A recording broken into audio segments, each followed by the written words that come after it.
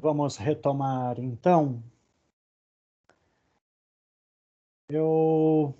Num primeiro momento, eu compartilho essa tela em que eu proponho um esquema da última aplicação de Iris, do método da divisão, que aqui, a partir de 265b, se dá a partir da arte ou técnica da produção, distinguindo-a da técnica da aquisição.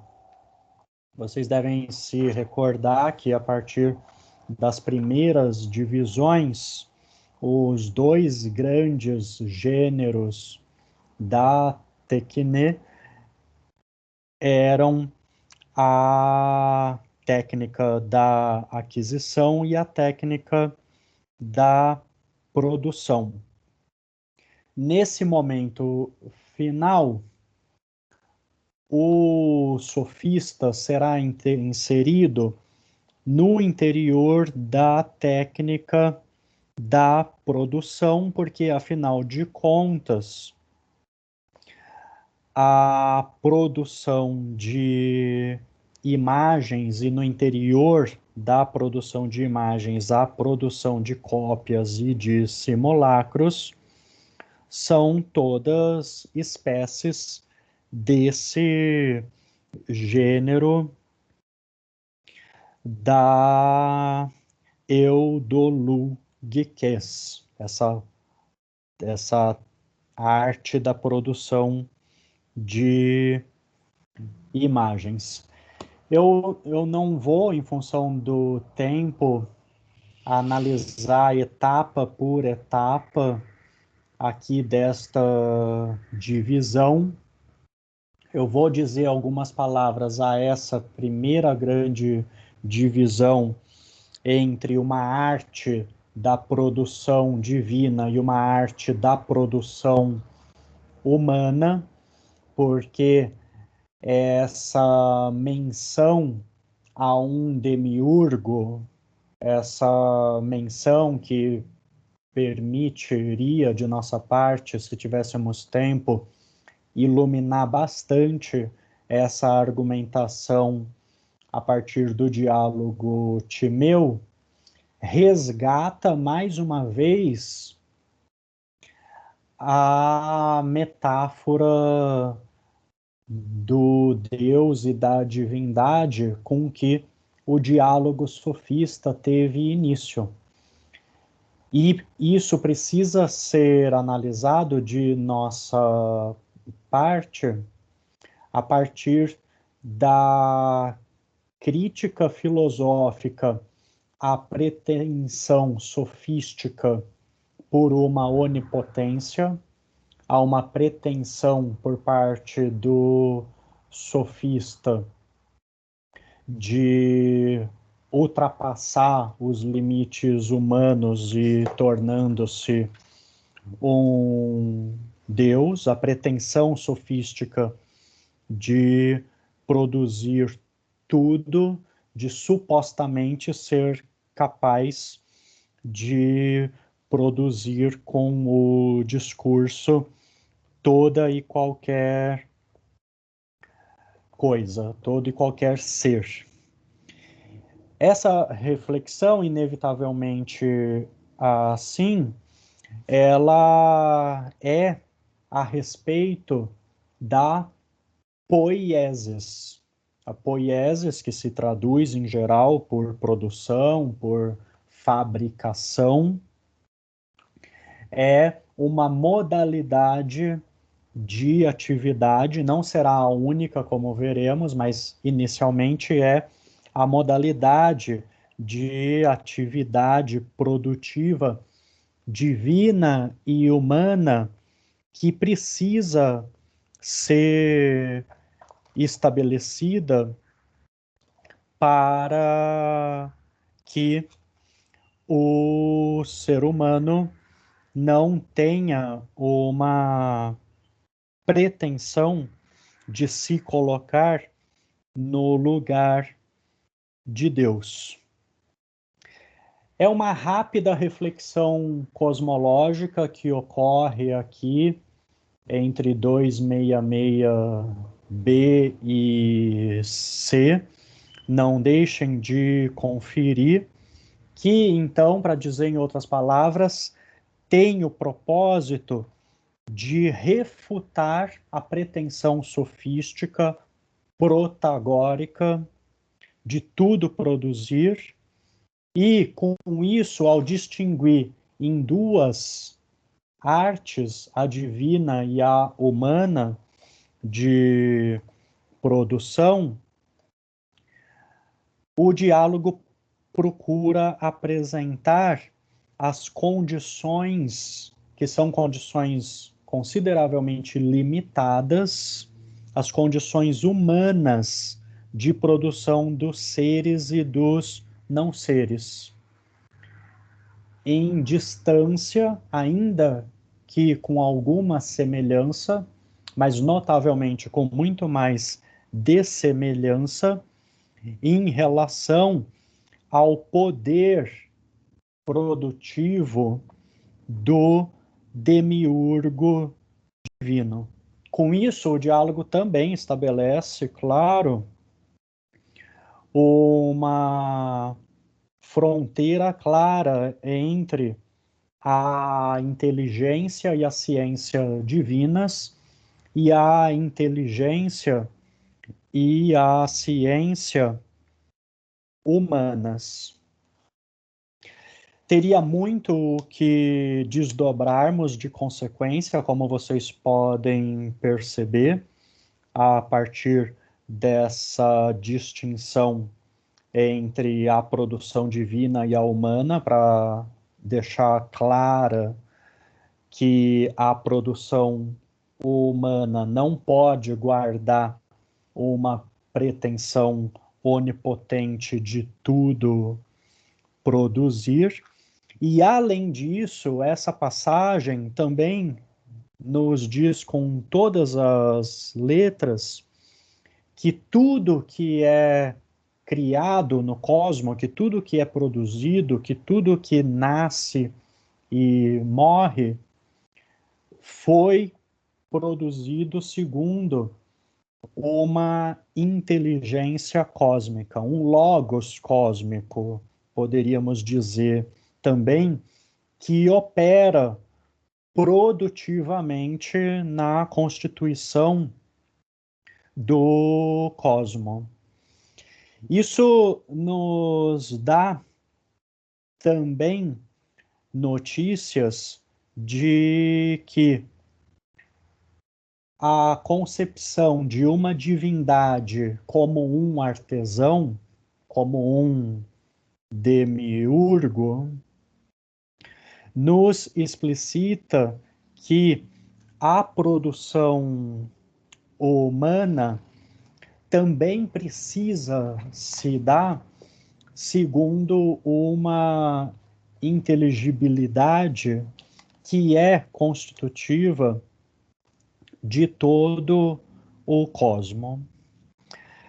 A partir daqui, então, a arte de produção humana, ela é disposta, digamos, que num gênero de virtuosa mediocridade, por ter seus limites e não, por não poder guardar a pretensão de tudo produzir.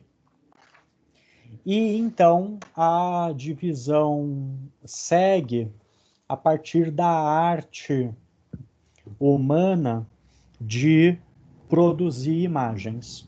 Essa divisão já havia aparecido no diálogo antes, na altura de 235 a 36, que é essa distinção da arte de produzir imagens em duas artes, que são a eikastikon, a técnica de produzir cópias, e a fantastiqué, que é traduzida por arte de produzir simulacros, que em alguns momentos eu propus como uma arte da fantasia.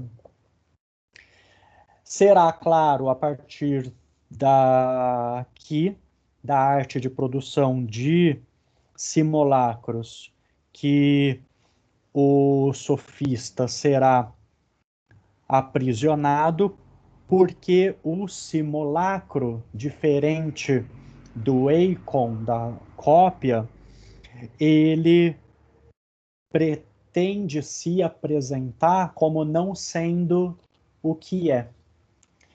Mas mesmo nesse caso, mesmo quem se ocupa da arte de simulacros não é necessariamente um sofista, porque, por exemplo, poetas, rapsodos, atores, não atores políticos, esses terão um lugar especial adiante, mas atores do teatro, pantomimos, eles se ocupam da arte de simulacros, produzindo o que não é como sendo e o que é como sendo, ou transmitindo o outro como o mesmo e o mesmo como o outro, por meio propriamente da simulação, por exemplo, teatral. É por isso que aqui a mímica, a doxomimética, terá aparição, e será sobre elas que nós nos ocuparemos mais destacadamente, porque a partir daqui a produção, a poieses, se acrescentará uma outra modalidade de ação ou de atividade humana, que é a praxis, e que me parece ser o mais fundamental para compreendermos por que o sofista será aprisionado nessa espécie de imitador irônico. Vamos conferir, então, algumas passagens do próprio diálogo a partir do momento em que há essa divisão da mimesis, traduzida ali no esquema como mimética. Aqui nos interessará, a partir de 267b, em que o estrangeiro nos diz: dentre os que imitam, uns conhecem o objeto que imitam, e outros assim fazem sem o conhecer. Ora, que maior princípio de divisão poderemos estabelecer se não este do não conhecimento e do conhecimento? Então, a partir daqui, terá essa divisão de dois grupos de imitadores. Saltemos aqui para 267D. Eis, pois, dois imitadores que é necessário considerar diferentes um do outro. Esse diferentes é a palavra grega héteron. Considerar diferentes um do outro. Aquele que não sabe e aquele que sabe. São dois grupos que serão aqui distintos. Vamos já direto para 267E, em doxomimética e o outro de mimética sábia. A mimética sábia, digamos que é daqueles que têm ciência de que estão fazendo uma imitação, que sabem que não são aquilo que estão mimetizando. E já a doxomimética, que será a partir de onde se darão as outras divisões, é dos imitadores que, orientada ou desorientadamente, ou seja, deliberada ou não deliberadamente, eles têm a ilusão daquilo que mimetizam, aquilo que imitam. Aí, na sequência, o estrangeiro diz: ora, é da primeira, da doxomimética, que nos devemos ocupar, pois o sofista não pertence ao número daqueles que sabem, mas daqueles que se limitam a imitar. Examinemos, então, o doxômimo, para ver se ele é perfeito como uma barra de ferro ou se há nele alguma divisão. E a gente já sabe, por antecipação, que no doxômomo há, sim, divisões. É um gênero que se desdobrará em outros subgêneros. O estrangeiro diz: há realmente e uma divisão bem visível.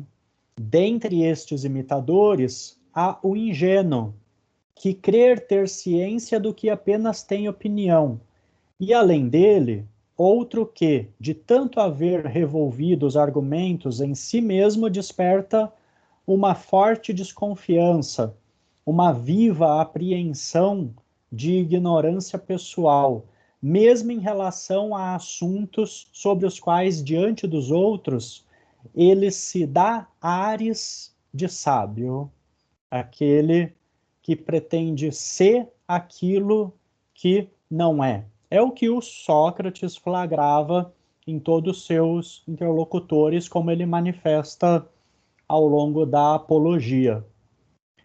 Então, um e outro existem, tanto o doxômimo ingênuo, que supõe ser o que não é, mas não tem consciência de que simula ser o que não é, e que quer convencer o outro de que ele é o que não é, e tem o doxômomo, digamos, que age de má fé, que sabe que não é o que é, mas ele toma por ofício precisamente ser um ator de si mesmo.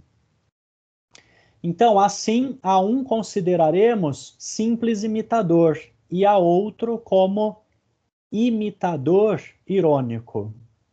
O sofista será imitador irônico, é razoável, diz Teteto. E o estrangeiro, e o gênero ao qual pertence este último, consideraremos único ou duplo. Aqui, o imitador irônico. Haverá o orador popular e o sofista. Será duplo, como a gente acabou de ver na divisão, porque o estrangeiro diz o seguinte: ao examinar, percebo claramente dois gêneros. No primeiro, distingo o homem capaz de praticar esta ironia em reuniões públicas. Notem que aqui a praxis está claramente em primeiro plano, sobreposta à poiesis. Aqui não se trata mais da produção de alguma coisa, como por exemplo pelo artesão, segundo a qual aquilo que o agente produz não se confunde com o agente. É essa a principal distinção, será essa a principal distinção em Aristóteles, inclusive, entre poieses e praxis. A praxis, diferente da poiesis, tem como fim da ação do agente a constituição do próprio agente. A constituição ética ou antiética do próprio agente, porque ela não produz propriamente um produto, ela não fabrica uma coisa, como na poiesis. O que ela constitui é o próprio agente da ação. Há uma indissociabilidade entre agente, a ação e finalidade da ação no caso da praxis, que é o que está sendo tematizado aqui. Que no final das contas, a gente já pode antecipar, dirá respeito a uma constituição do caráter do sofista como um caráter falso, como um caráter antiético, como um caráter contraditório e autorrefutativo. Não é o outro, não é o filósofo dialético que refuta o sofista, mas é o próprio sofista que se autorrefuta, né? Ou, de maneira impessoal, é o logos que refuta o sofista, porque o sofista é a logos. Então, são dois gêneros. No primeiro, retomo a leitura, distingo o homem capaz de praticar esta ironia em reuniões públicas, em longos discursos diante de multidões, ao passo que o outro, em reuniões particulares, dividindo seu discurso em argumentos breves, obrigando seu interlocutor a se contradizer. O que dizes é bem exato. Que personagem será, pois, para nós o homem dos discursos longos? Político ou orador popular? Orador popular. E como chamaremos ao outro? Sábio ou sofista? Notem que o problema desse outro é que ele tem discípulos, é que ele forma o caráter dos seus interlocutores aqui, que ele leva a se contradizer. Então, sábio, exatamente, é impossível chamá-lo, pois já afirmamos que ele não sabe nada. Notem, o problema não é não saber nada. Disso Sócrates sabia também, com essa diferença, ele sabia que nada sabia. O problema maior, a falta lógica e ética aqui, é a pretensão de tudo saber, porém nada sabendo. Mas, continuo, porque imita ao sábio, ele transmite, né, essa imagem, melhor dizendo, esse simulacro de que ele é sábio. Ele terá um nome que se aproxima deste, e já estou quase convencido de que é a seu propósito que devemos dizer: eis verdadeiramente nosso famoso sofista. Encerramos aqui a cadeia. Literalmente, ele encerra a cadeia, aprisiona o sofista, como fizemos anteriormente, realizando juntos, de ponta a ponta, retrospectivamente, os elementos de seu nome. E aqui tem uma mostração de todas as etapas percorridas, eu não vou lê-la, vocês podem conferir por conta. Então, a partir disso que acabamos de conferir, é muito interessante notar que, a partir do gênero da imitação dramática, do gênero da imitação teatral, há a introdução no diálogo da relação entre poieses e praxis. Porque O que interessará no caso do sofista é o de um produtor, melhor chamado agora de agente, cujo resultado da ação ou cujo produto não se, não se distingue do próprio produtor ou agente. No caso, a produção será a de uma falsa imagem de si mesmo, como alguém que sabe tudo, porém sem nada saber.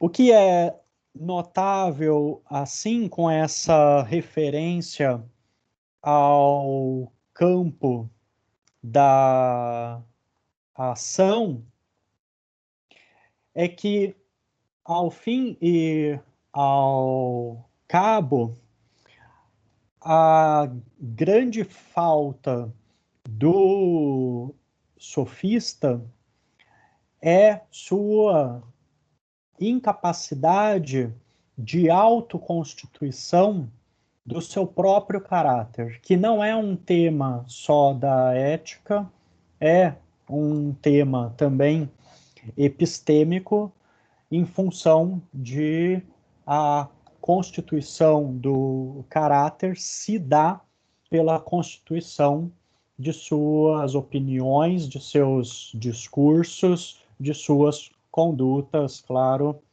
na polis. Bom, com isso eu interrompo a análise do diálogo sofista. Seria possível ter passado uma aula inteira ainda sem esgotar só sobre essa última divisão, com todas essas consequências que podemos desdobrar desde o início da arte da produção, dividida em arte da produção divina e humana. Notem como isso é recapitulado até o final, essa pretensão divina do sofista. Mas com isso, ao menos, nós podemos mencionar algumas linhas mestras e problemas maiores desse grande diálogo, grande de conteúdo, né? Não tão grande quantitativamente, que é o diálogo sofista e que eu particularmente considero uma das maiores obras de toda a história da filosofia.